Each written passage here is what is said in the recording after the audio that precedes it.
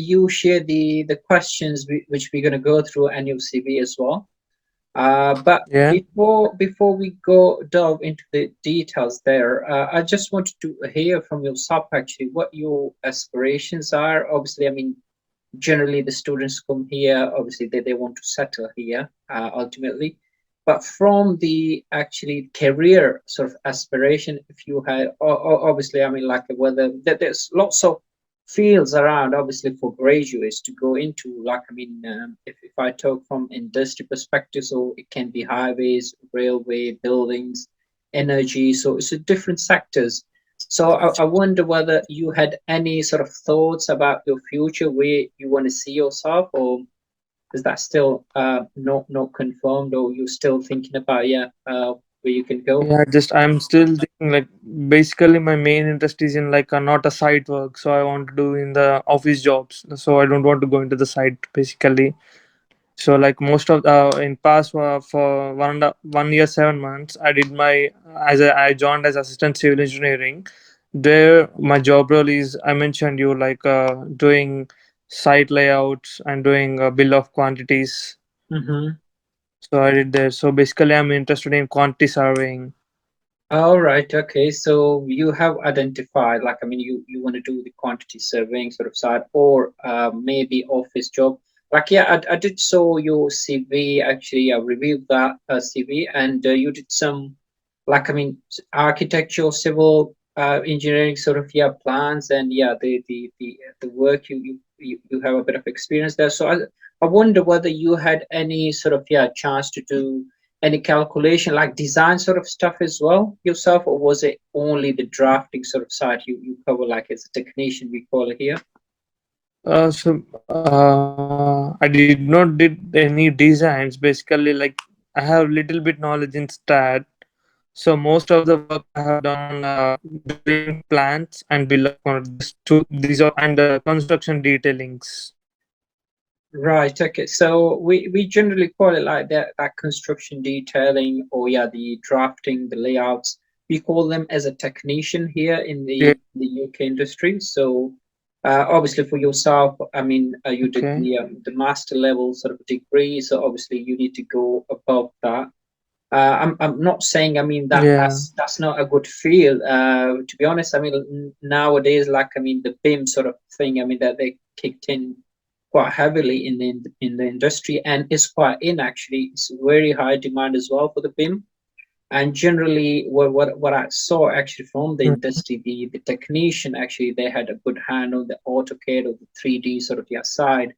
From the I mean, similar experience like in the AutoCAD, they moved into the BIM sort of side, the coordination. So it's not as if, I mean, it's not a good field, but I just wanted to know that if that is your interest as well. I mean, looking at that sort of prospects, or that's not completely out of question. Obviously, as I said, it's quite explicit sort of industry what we are dealing here in the UK.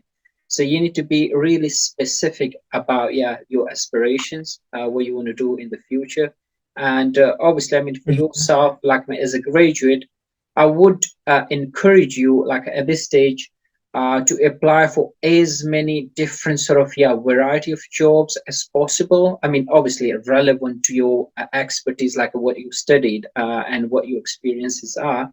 I don't want to Mhm. restrict you really, like, I mean, only searching for your sort of and now you say your aspirations are as a quantity survey. So don't restrict yourself that you're only looking for that quantity survey, like a graduate quantity survey, that job. So don't restrict yourself at all to that specific at the moment. The first job Okay. actually is always the hardest to get into the industry here in the UK. Once you had that sort of the first click basically in the industry, it's quite easily to move around. Basically, whatever you wish, you can move around from one sort of company to the other, and also you can pick and choose basically which entrust yourself basically, whether you want to change from civil engineering to the QS, or to the structure, or to manage the management sort of side. So it's quite Mhm. easy variation afterwards, but at the start it's really a challenging sort of task, I mean, to get into the industry. I know, I mean, lots of like yourself, I mean, lots of queries I'm receiving, that how to get the first actually step into the industry. So that Yeah. first and only advice is, I mean, don't restrict, I mean, at the start of your career, I mean, to apply specific titles or specific sort of role, Okay. because you can fit as a civil engineer. I mean, we can fit anywhere in the industry because I've seen the industry. So we can work in any sort of industry, whether that's a railway, highway, building, Yeah. energy. We can work in any industry completely. So wherever you get a chance to first sort of click, you just go for that. And as I said, I mean, from there on, you can move around. I mean, that's the best sort of strategy I would recommend for any sort of graduate. Okay. Right. So before we move on, I will share my screen. Is there any specific question you want to ask? Obviously, I'm going to go through what you already mentioned in your email. We're going to go through those questions and your CV as well. So before we get on, I share my screen. Is there anything you want to ask? Actually, as you said, I don't. You don't want to restrict me into only this one field, but I don't have any knowledge. Like, what is the most popular industry? Like, what is the popular sector in the UK? Like, in what field we can go through? Right. So I need a path to go into the industry. So what skills to be developed, and what is there any certifications needed for us? Yes. So like We're that. gonna go through those sort of, yeah. I believe I already cover these sort of, yeah, these questions and those whatever you send me. So I will cover Mm-hmm. these, what industry or what sort of titles you should look for basically to look for your jobs. Relevant, Mm-hmm. obviously. I've looked at your CV, so I'll pick the relevant sort of, yeah, job titles for yourself, so you can look for those titles. Okay. And also, yeah, the sort of knowledge you need to gain, I mean, the different websites. So I'm going to share those with yourself, so I'm sure you need to work on those sort of sites, and I'm sure that that's going to help when you apply for the jobs. uh, right. As Okay. just assuming we are ready to share, so what I will do, we can go through your CV first, and then Okay. we can, after that, yeah, we can go through your questions, because the CV is really, really paramount actually to get a job. So this is the first sort of, yeah, link. You need to make sure you have the right content in your CV, and CV needs to reflect yourself, basically what you're looking for, what your skills are, whether they are matching what the employer or what the recruiter wants. So that needs to be really spotless, the CV. And Okay. obviously, I mean, I'm sharing now my screen. I suppose you can see that. You can see lots of reds there, which is my marking. We can go through one by one there. But what actually, what I looked your CV, and I can clearly, I'm confident that it's not up to the mark basically for the industry we are working in. So Okay. it needs to be spotless, yeah, to basically what we need for the industry. So I will share my, obviously we can go through one by one all these comments, but first and foremost, I will suggest, yeah, revamp, yeah, the whole sort of your CV. This is not what CV should look like. Okay. Where you can get basically the calls from the recruiter, because that is the first thing you're representing. You're selling yourself to the employer, to the recruiter. That's the first point of contact.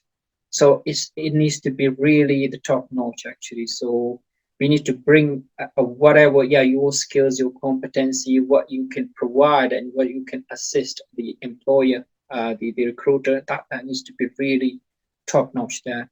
So I suppose you can see the screen. So Yeah. I'll just zoom in a bit more. Um, Yeah. Contact number, email address, the LinkedIn profile. That's absolutely fine. Yeah, what you're written there. That's fine. You should basically put them on your CV. Address is not necessary. There's no limitation about, yeah, where you can or can't work actually within the industry. And nowadays Okay. it's really hybrid as well. Like, I mean, you can be anywhere in the UK. You can work even, yeah, overseas as well.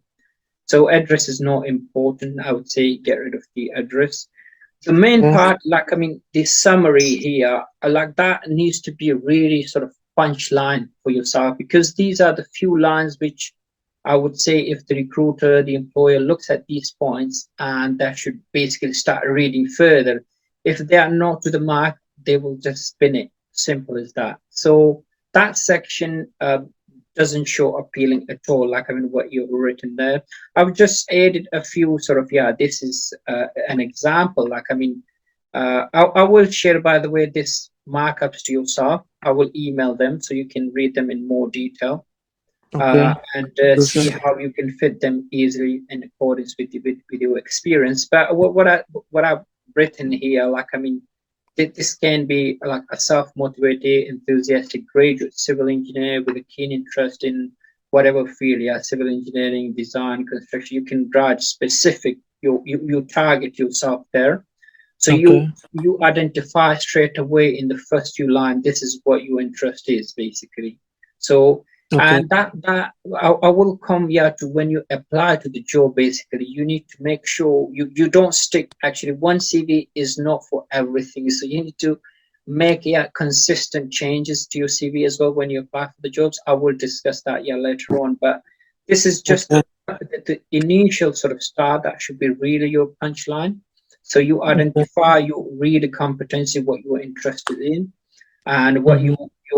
your skills are, and what you can provide and assist, yeah, the employer. So that's just an example. You can amend that. It's not a definite, yeah, basically for yourself. I mean to just copy and paste, but I'll just give an example, and this is how you can make a bit more sort of formal and more visible actually your CV to start with.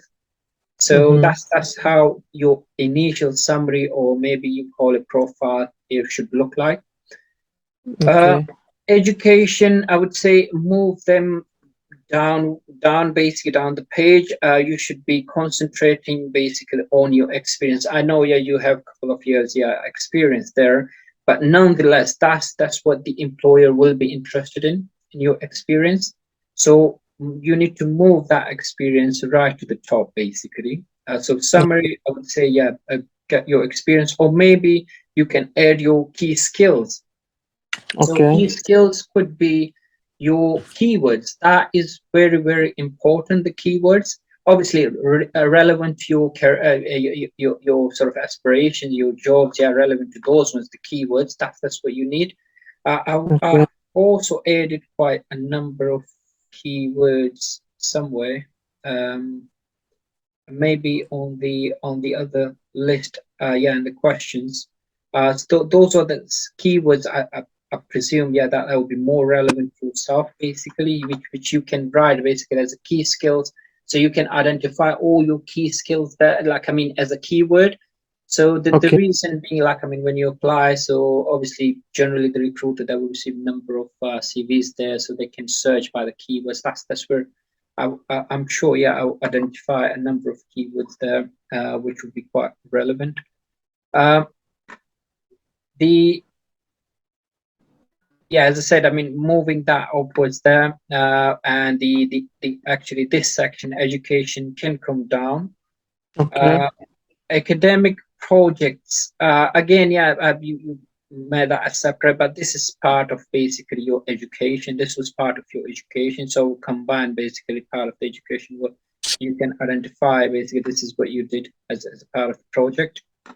Uh, Okay. I would say, I mean, the more you concise, yeah, basically your CV, the better. Obviously, you've got a couple of years experience. That's all you need to basically explore. The more you write about your experience, the better. Because Okay. because that's how the recruiter or So. the employer will look for. So the more you write what you actually did in your experience, in that Mm-hmm. profile, the more space should be by this section. This section should take the more of your CV part basically. That's what you need to Okay. highlight, that what exactly you did there. As I said Mm-hmm. here for that section, so talk about, yeah, the project, the client, whether your responsibility currently, yeah, like it covers civil structure, like reading it through, design, architecture, site layout, design blocks, structure drawings. So I mean, it doesn't identify explicit. I mean, looking at that, it appears like, I mean, you'll be doing as a technician basically. You're just doing with the drawings there. So even if that is the case, make sure you identify yourself, what your role was, what your responsibilities was, how you were involved within the project. You can Mm-hmm. briefly write about the project at the start as well, like on what the project was all about and how your role was there, who was actually who you were reporting to, like I mean your team leader or your supervisor, whatever. So you can identify that link basically. So you were responsible, your responsibility sort of yeah ladder there. Uh, Mm-hmm. Academics, as I said, I mean, like yeah, all can come here, and that can be combined basically with your In education, the whatever you wrote okay, there. Further down, like I mean, you talk about activities. I would say, I mean, you can add like a CPD, like continuous professional development. This is very, very important, crucial for any graduate. That means like I mean you're continuously updating yourself to the industry. So obviously what I can see that one you participated in one Dinesh workshop, that's clearly a CPD sort of activity there. Like I mean, so what you need to be highlighting there, like I mean, what did you learn there? What did you learn, and any relevancy from that activity into your, I mean, if you're applying for any civil engineering job or quantity surveying, whether you can highlight those of directly basically from DCPD, so that can be linked basically. So you have those sort of yeah CPDs already done, and you have a bit of a knowledge there. Also, I would suggest, I mean, if you had any other trainings done, any sort of yeah softwares learning or any other certificates, you can add them here as well. Even I would okay, suggest, yeah, there's lots of free websites available. You can just basically go online and watch those videos and learn the key skills from there, relevant, obviously relevant to your field. And that can go as your CPD as well here. Obviously you need to pick the relevant, yeah, what key skill or key competency you got you the knowledge about. So you need to highlight those as well. That just aids actually that to your CV. Like I mean, you are consistently updating yourself to the industry, and you know the basic sort of understanding of the industry. So it's really really relevant sort of CPD. So if you can add a few more relevant to your skill, your field, that'll be quite useful. I found, I mean, this one is it doesn't match up with what you're looking for. Like, I mean, yeah, assisting the sort of MP and MLA elections. So I'm not sure. Well, if you can just turn it around and make some relevancy to your what you're looking for. Like, I mean, that's fair enough. But I don't see a reason and why should that be on your CV. Obviously, it's volunteer work. But as long, I mean, it's there's some relevancy. I would like to see that in your CV. Otherwise, I mean, I don't want to clog your CV with information which is not relevant. So that the client or the recruiter that won't be interested in that at all.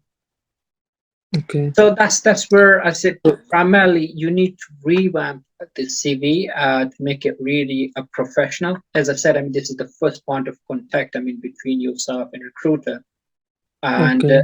that's the only communication you would have the initial stage. So the more time you spend on really the yeah the punchy sort of CV, the better. So you get more chances of getting the calls, and obviously which is the next stage, the interview stage that will come.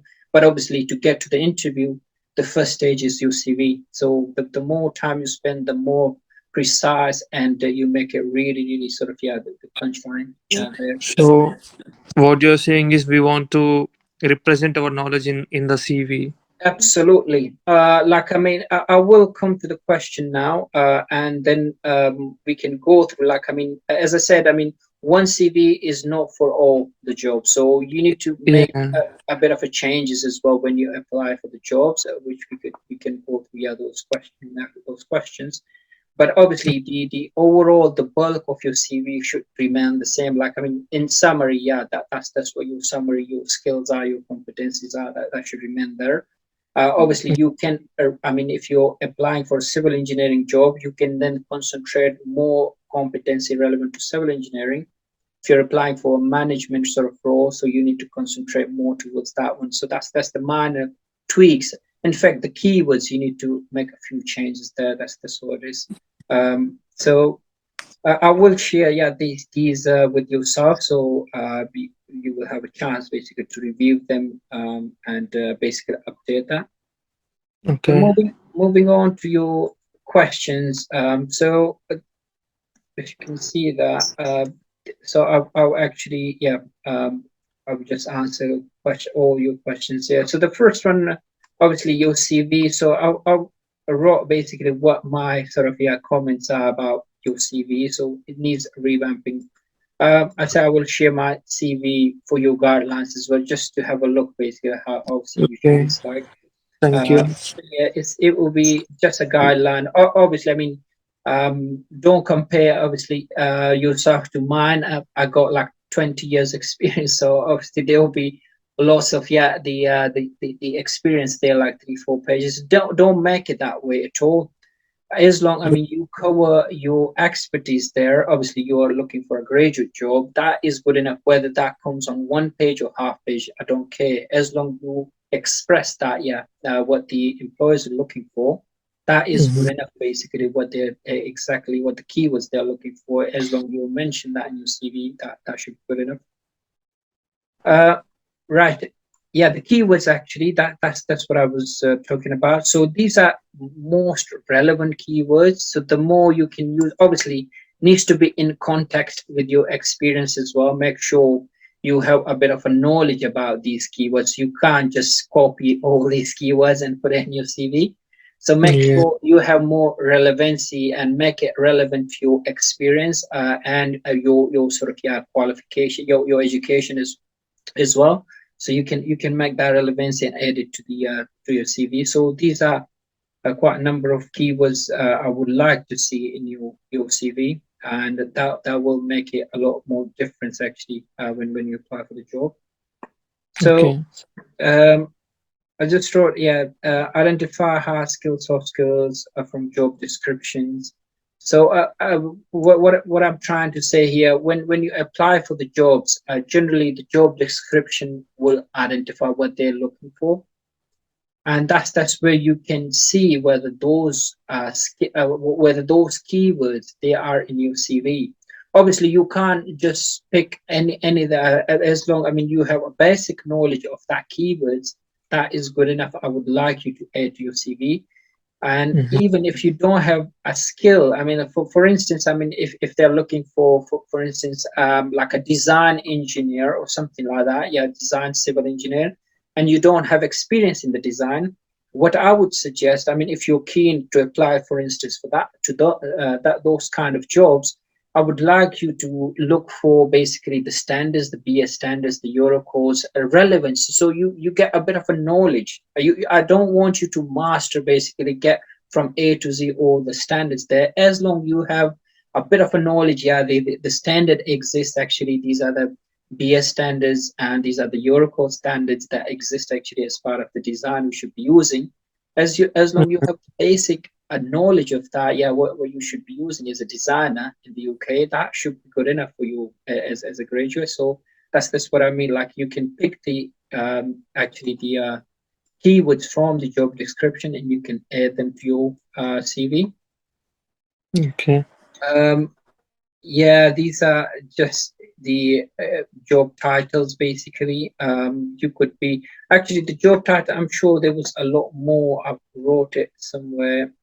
We can go through that as well. There'll be a lot of job titles which you can basically search for relevant to yourself. Obviously, I know a bit of your background now, so I'll pick, yeah, the relevant job titles for yourself. So you can, when you go onto the job website, you can search for those job titles, and I'm sure, yeah, when you look at the job description, that will be very much relevant to yourself, and then you can Mhm. apply.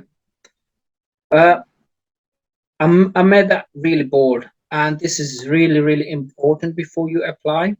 So you must carefully review the job description. This will enable you to pick out, yeah, the relevant opportunity to truthfully mirror the skills, competency, job description with those on your CV.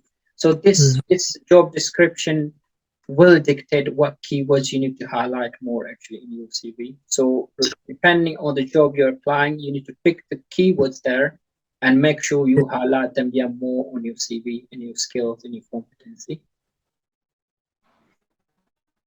again, yeah, it's the same point. Yeah, you need to adopt your CV to fit, yeah, types of role you're applying for. So tweaking it, like statement, maybe, I mean, if you're applying for like manager role, that would be slightly different than the design sort of role or quantity survey. So that's what you can yeah, actually minor tweaks. Yeah, you can make it. Streamline your skills, education, experience to highlight most relevant information. Obviously, for yourself, I mean, it won't be really different because you've got a couple of years' experience, which won't evolve too much between the management or your technical sort of your side. But these are, it's not, I mean, the key skills are there that will be more important. But the keywords, yeah, the keywords should be the primarily you should be concentrating on. What actually for the first question you asked, what are my career options after MSc in construction management? Your options are quite, as I said, I mean, for graduate, it's really nice sort of open field in the UK. And basically these are the a few sort of, yeah, I should say, titles I've picked up. Actually, they are quite relevant to yourself. You can go with the whatever, like, I mean, you can go with the graduate civil engineering. Civil engineering can be in any sort of industry. That can be in building, railway, highway, energy, defense, whatever, yeah, sector. You can go in any sector there. So this is really generic, and I'm sure, yeah, mostly the job you would find for, yeah, as a civil engineer, you will find, yeah, lots of jobs there. As long, I mean, you look at the job description. I mean, if you feel you're competent actually about the job description, then you should apply. And then graduate engineer, it can be in highway, graduate project engineer, graduate quantity surveyor, graduate project manager, could go graduate environmental engineer, environmental graduate, sustainability graduate. So these are all relevant to yourself. But as I said, you can't just basically search for environmental graduate and apply. As I said, this point is really important. You need to make sure what actually the demand is from the client. As long, I mean, you are competent about your skills, like, yeah, you can fulfill those requirements, then you can apply. Certainly, there's no restriction at all where you can or can't apply for these jobs. But obviously, I mean, it's not just a matter of applying basically lots of jobs. Obviously, the next stage will come, the interview, and that's where you need to ensure you only apply for those you are quite competent about your competencies, your skills, that you can fulfill, yeah, their requirements. Right. The second question would, what are the skills to be developed? So the skills I would say for graduates is the knowledge of the industry. Actually, that is very, very important. So currently, obviously, you study, you're all theoretical, but you don't know about, yeah, what's going on in the industry. So you need to be all the time, I mean, looking for the any relevant sort of topics, any news, or maybe there's lots of websites which I will share, yeah, at the back end on this. Right. Okay. Oh, 10 minutes. It'll be ramping up in 10 minutes. Sorry. Uh, these are, yeah, there's lots of free websites available where you can get, yeah, lots of actually your knowledge about the industry, which I have added actually the link here as well. That's going to help, and your basic knowledge of your subject. So obviously, if you're civil engineer or QS, so make sure you just search for the relevant. You can gain more and more knowledge about your own subject. Basically, that would be very, very important, and that's the skills how you can gain basically. And it's quite pleasant. I mean, to see the graduate, like, certainly you're quite competent about your aspirations, like you want to go in the QS sort of side. It's really pleasant. You can search directly and get more knowledge about this specific industry. That is very good. Software Okay. skills as well, like, I mean, AutoCAD, MS Project, Primavera. Obviously, Project and Primavera, these are more management sort of side softwares. Office Suite is for everyone. Doesn't matter what field you choose, Mm. you should be using that. So, and then the soft skill, communication, team play, problem solving, proactive play. But these do come with the time. But obviously, communication. The more you communicate, yeah, the more you become more fluent, basically. Industry knowledge I share here basically. So industry knowledge, you will get lots of websites, free websites, and that will Mhm. give you lots of. The more time you spend, the more you gain basically there. CPDs as well. So, There are free CPDs available throughout those websites. I will share those, and you can attend them online as well. And that will add to your CV as well. Basically, it's what you're getting from these CPDs, the events. so most of the times when I search for the job, most of the people are asking for Revit, BMI, like that. So what about that? For are you talking about the softwares? Yeah, I'm talking about the softwares. Right. So for the softwares, if you're working in the like a QS sort of side, so Revit is not relevant for that as such. Revit is more relevant to civil engineering sort of side. And again, I Okay. mean, even Revit, I would say it goes more into the technician sort of side as well. So as I said, I mean, that's where I explicitly asked the question, your aspirations. So if you are interested basically to go into the Revit, AutoCAD, MicroStation, which is more relevant, like the BIM sort of side, technician side, Mm-hmm. they are completely separate. Sort of you can concentrate on that if you want to go into that sort of side. But otherwise, as long you have the basic knowledge, I mean, that's all. Yeah, what Revit is used for. Obviously, for the QS, you all need to know, understand. Basically, obviously, you will interface all the different sort of disciplines there. As long you have the basic understanding what Revit does, that's all you need. Unless I mean you want to go into that sort of side like technician, as I said, then you need more sort of practice and you need to have more knowledge there because you will, creating the layouts and all the 3D sort of modeling there. But otherwise, I don't see a reason why you should be practice like I mean gaining really sort of high competency there. Uh, it's completely to yourself where you want to see yourself as a technician, as a QS, as a civil engineer. That's where I see you need to be really explicit about your field and gain the knowledge, Okay. explore more on that same field rather than gaining everything as an all rounder. So I would highly recommend at the initial stage you can have the basic knowledge only what Revit does and what the other software does. That's all is good enough for yourself. You don't need to master everything. It's not required at all. Or you need master in your own field. That's all it's required basically. So if you're QS, make sure read lots of literature about the QS and any training you need with the QS that would be more relevant to yourself. Okay. Uh, right. Third question: how to settle in the UK? Oh, obviously, I mean, for settlement, the first sort of hurdle is getting the sponsored job. Like, I mean, that is the first hurdle. So once you have the sponsored job, you will receive the skilled worker visa, and after 5 years of skilled worker visa, then you will basically change yourself to ILR, indefinitely to remain, and then you have Mm-hmm. the British citizen. But obviously, I mean that is the first step, and that's where most of the talk we are doing about that part basically. Once you are on that ladder there, the rest will come with the time basically. So it's not hard and fast through there. As long I mean you once you have achieved that one, it Mm-hmm. will come automatically the rest basically. Okay. Uh, how to grow in the construction industry. So again, yeah, I think I already touched upon that one. The you should be really targeting your future aspiration. So you need to target, what sort of field you are targeting there, what your interest is. Uh, so as I say, I mean this needs to be really explicit, either technical, you're doing managerial or commercial. So you need to identify yourself straight away and then gain more and more knowledge explicit to your field. Basically, that's what we already touched upon that one. Gain knowledge of your chosen field, like CPDs I mentioned, basically. So once you identify you want to go in the technical or managerial management sort of side or commercial or QS, then gain as much CPD, attend more CPDs, get more knowledge actually. That would be very, very useful actually for your career progression. That's the only way you can get basically higher and higher. Yeah, the only way you have to get higher is just explicitly in your own field. No one is going to ask you about it. Basically, if you're QS, no one is going to ask you a question about the civil engineering or the construction management. No one is going to ask you those ones.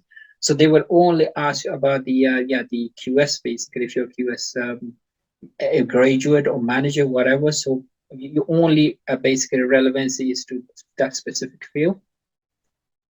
Professional association, so that is important long-term aspirations as well, and that does, yeah, actually works really well for your career progression once you have the association with the IC or PMI, project management institution, or for the quantity surveying as well. So you can get, yeah, those professional. You can basically start looking into those as well. You can enroll yourself, yeah, it's a starting member there, as a graduate member there, and you can basically get more and more knowledge. Become a champion of your chosen field. So it's very explicit. You don't need to be masters in everything. That's where I was quite explicit there. So you need to choose your field, what your Mhm. aspirations are, and just gain basically about those sort of, yeah, knowledge about the specific field. As I said, I mean, there's lots of job websites which I personally use as well. Like, I mean, LinkedIn I use, Indeed, Railway People. Like, these top three I personally use myself. Obviously, I'm relevant to railway, so I spend more time on railway if I'm looking for my jobs. But nonetheless, I mean, these are all career sort of, yeah. I think once you search those job titles on these websites, you will tons of, yeah, jobs will be there. So it's a matter of, yeah, but before you applying, make sure you brush up your CV first. Make sure you tidy up your CV, and then you start applying, yeah, through these jobs websites. And as I said, I mean, useful websites, these are like, I mean, just a few. These are all free websites. Very, Mhm. very important, I would say, the HSE, which is the Health and Safety Executive. So this is all about the health and safety, which is very, very important topic in the construction industry. You need to spend quite a lot of time on this website. There's lots of PDFs available online, sort of training available as well. So you can read. The more time you spend on these ones, the better. The Okay. ICE as well. ICE website have lots of webinars. There are free webinars there. The sort of CPDs there. You can start looking relevant to yourself there as well. Similarly, the PMI, the CIHT, these are the highway sort of side. They all have free stuff there. So the more time you spend, basically, the more knowledge you gain. So this is, I would say, this will occupy you for basically months and months actually when you start looking at these websites. And these are very, very relevant to your industry, the construction industry. The more you spend time on this, the more you will understand the industry, how the industry work, what the rules are, what the regulations are, what the standards are. So that's where you should spend, yeah, most of your time at the initial sort of stage. Obviously, once you get into the specific field, then you can choose basically that specific sort of, yeah, institution website. Like, for instance, if you're choosing civil engineering, so I would go to the ICE, and that would be more relevant to me. So I'll go by the ICE. If you're charter, you're going for the management. In that case, I will more concentrate on the PMI, which is Project Management Institution. So that would be more relevant to me myself. So just click on these ones and get as much knowledge as Okay. possible, and that would be the best way actually to understand actually the industry here in the UK. And also that will help you Okay. actually when it comes to the interview sort of stage as well. So the more knowledge you have about the industry, the more you can talk in the interview as well. But obviously, to get to the interview, the first stage is your CV, and apply to the relevant jobs. Basically, that would be your targets.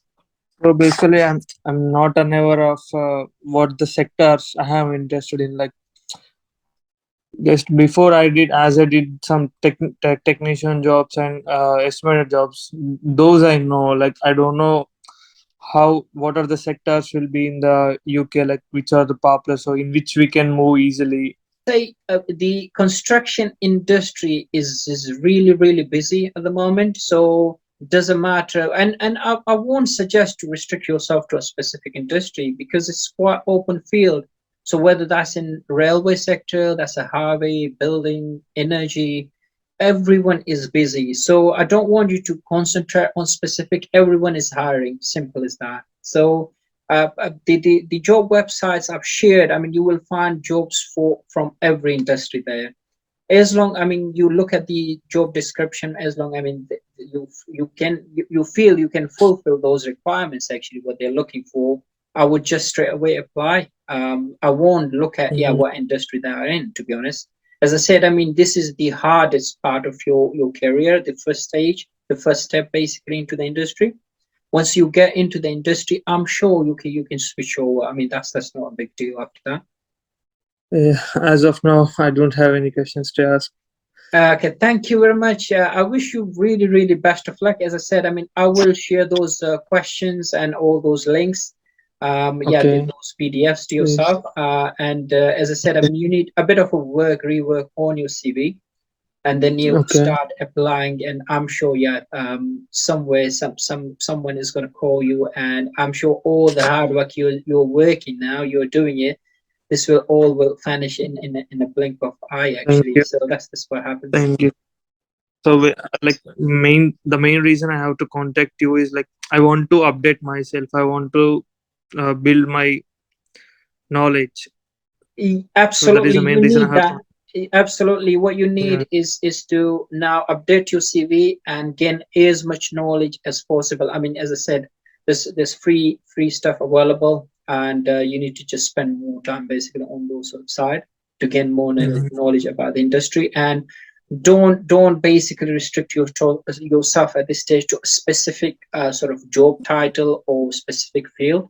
Apply to Okay. everything, as long, I mean, you see, you read the description, as long, I mean, you can fulfill their requirements. Yeah, what they're looking for.